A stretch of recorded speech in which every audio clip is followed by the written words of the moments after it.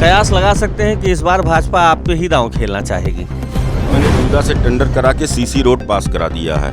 5 साल में मैं चाहूँगा कि जनता को और अपने वार्ड के लोगों को, क्षेत्र के लोगों को आपके द्वारा किए गए विकास कार्यों को बताइएगा।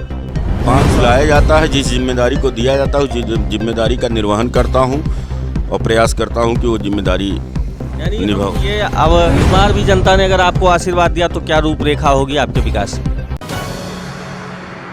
Risky reporters TV, ward number 23 आवास विकास कॉलोनी। नमस्कार, मैं हूं आंसू अनादि और आप देख रहे हैं रिस्की रिपोर्टर। और रिस्की रिपोर्टर की टीम आज आपके समक्ष लाएगी वार्ड नंबर 23 से वर्तमान निवर्तमान भी आप ही हैं। निवर्तमान और वर्तमान के लिए लड़ाई जंग में मैदान में उतर चुके नेता परमेश्वर शुक्ला पप्पू जी। तो भैया, पिछली बार आप यहाँ से सभासद रहे थे जी। परिचय पहले आप दे दीजिए। मैं परमेश्वर शुक्ला, मेरा उपनाम है पप्पू शुक्ला, उस नाम से ज़्यादा लोग जानते हैं।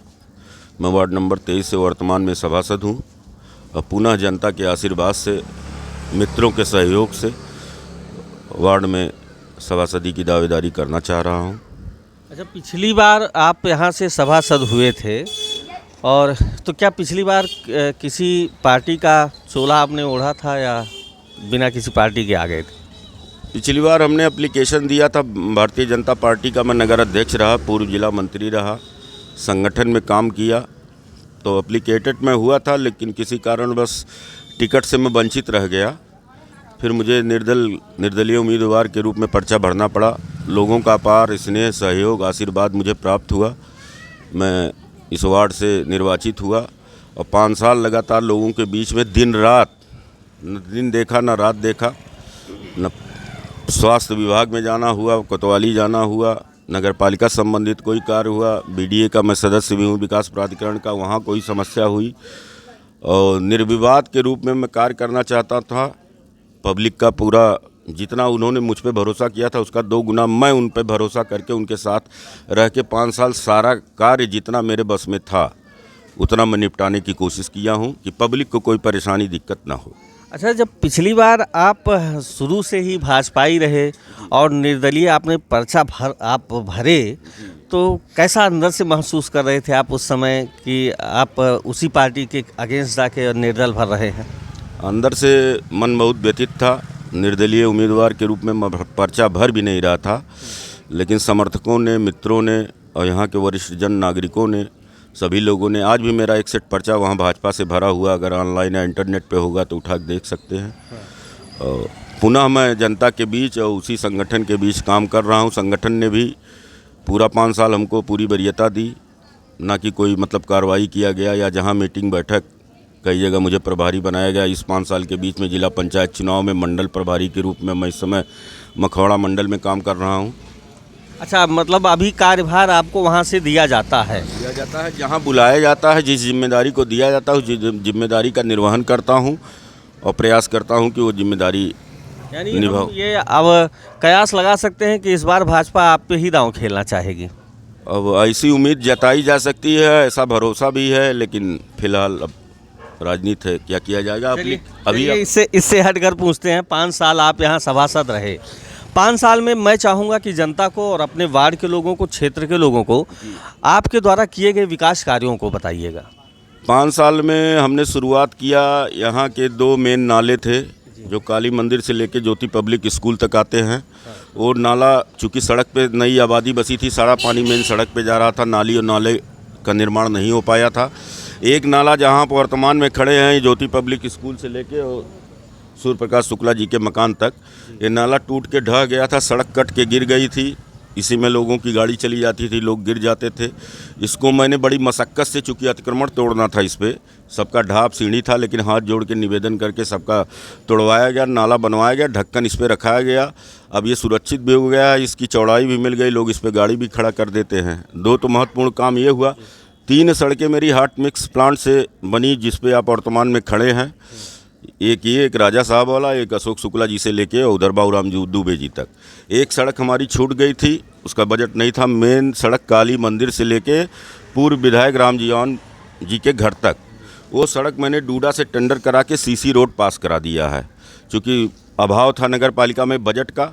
2 साल हम लोगों का कोरोना बीता, फिर हमारे माननीय पुष्कर जी एक्सपायर कर गए। तो बोर्ड बहुत सही ढंग से चला, बहुत अच्छे सभासद थे, बहुत अच्छे चेयरमैन थे, लेकिन जो मजबूती मिलनी चाहिए थी वो मजबूती हमको किसी कारणवश नहीं मिल पाई। 3 सड़कों का निर्माण हुआ, इंटरलॉकिंग सड़कें 4-5 हमने ऐसी बनवाई जो किसी कारण से, मतलब ये मेरा कहने का मतलब नहीं कि पहले नहीं बना, किसी कारण से उस पर खड़ंजा नहीं लग पाया था, गली के पीछे था।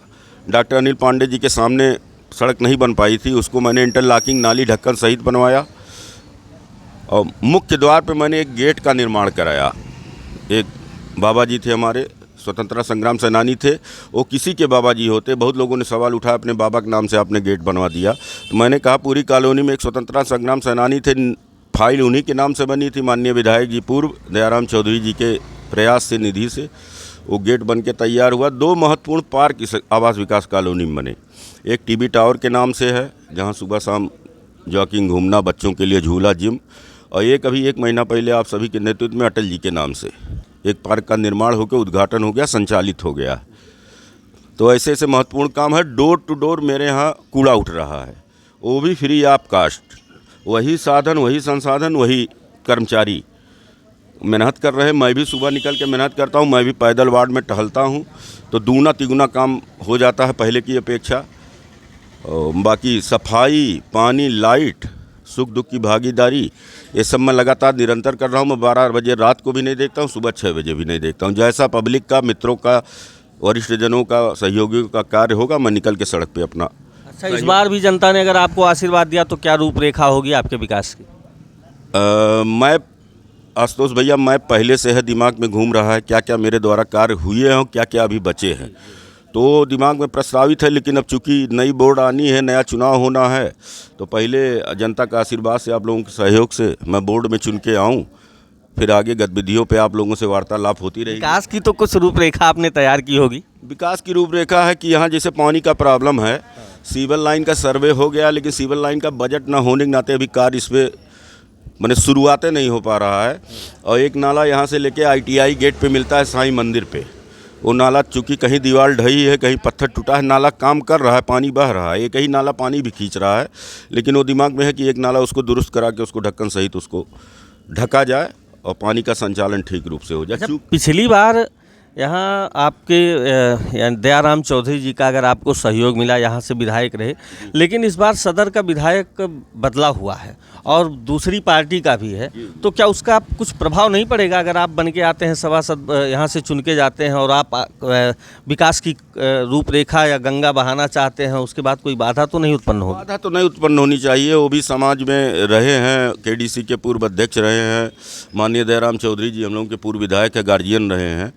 तो मिला जुला के सामंजस्य में, सामान्य रूप से मैं व्यवहारिक तौर से सबके सामने झुक के ही काम करता हूँ। मेरा व्यवहार है, मेरा नेचर है, जहाँ तक झुका लीजिए वहाँ तक झुका लीजिए। बाकी कोई बहुत असर और व्यवधान तो नहीं पैदा होना चाहिए। उनसे भी निवेदन करूँगा कि आप भी हमारे साथ रहें। अच्छा, यहाँ की जनता को आप क्या शुभकामना देना चाहेंगे और क्या संदेश देना चाहेंगे? चुनाव अब एकदम कपार पे है और लगभग अब प्रारंभ हो चुका है। यहाँ की जनता से तो मुझे अभी तत्काल में तो आशीर्वाद, सहयोग और समर्थन तीनों की आवश्यकता है। और उम्मीद है कि घर घर से या मोहल्ले से, हर जगह से आवाज़ निकल रही है कि आप मेहनत करिए, हम लोग आपके साथ हैं। तो उम्मीद है कि पुनः हमको विजयी बनाने में वो सब अग्रणी भूमिका निभाएंगे और आप सभी के सहयोग से, आशीर्वाद से। अभी तक आप परमेश्वर शुक्ला और पप्पू शुक्ला जी को सुन रहे थे, और ऐसे ही तमाम राजनैतिक परिचर्चा को सुनने के लिए आप हमारे चैनल को लाइक, शेयर, सब्सक्राइब करना ना भूलें। जय हिंद, जय राम।